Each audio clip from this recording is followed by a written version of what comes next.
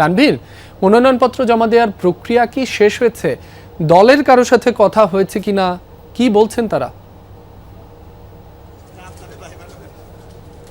মনোনয়নপত্র জমা দেওয়ার যে প্রক্রিয়া সেটি শেষ হয়নি, সেটি এখনো চলমান। আজকে সারা দিন ব্যাপী আসলে যারা নারী সদস্য রয়েছেন, যারা দলের পক্ষ থেকে বা যে ঐক্য যে জোটের পক্ষ থেকে যারা মনোনীত হয়েছেন, তারা আজকে সারা দিন ব্যাপী এসে তারা মনোনয়নপত্র জমা দিয়ে যাবেন।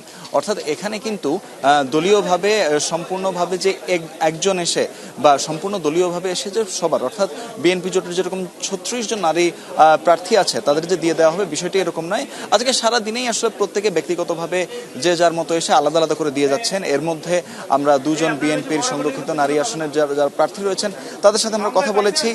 তারা সবাই কিন্তু বলেছেন যে দল তাদের যে নীতিতে এগোচ্ছে এবং দলের যে আসলে লক্ষ্য উদ্দেশ্য, সে লক্ষ্য ও উদ্দেশ্যকে সামনে রেখেই তারা এগিয়ে যেতে চায় এবং সে অনুযায়ী তারা কাজ করতে চায়। সে অনুযায়ী তারা সংসদে নিজেদের যে কাজ, নিজেদের যে উপস্থিতি, নিজেদের যে প্রমাণ, নিজেদের যে যোগ্যতা, সেটির তারা প্রমাণ দিতে চান।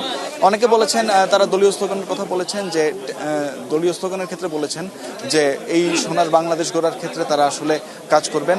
আবার অনেকে এরকমও বলেছেন যে তারা যেহেতু আগে এমপি ছিলেন এবং তারা যেহেতু বিএনপির বড় বড় দলীয় গুরুত্বপূর্ণ পদে ছিলেন, সেক্ষেত্রে আসলে বলা যেতে পারে যে সেখানে তারা আসলে এই সংরক্ষিত নারী আসনের ক্ষেত্রেও তারা একটি ভালো স্বাক্ষর রাখবেন বলেও তারা আশা প্রকাশ করছেন। রাব্বি।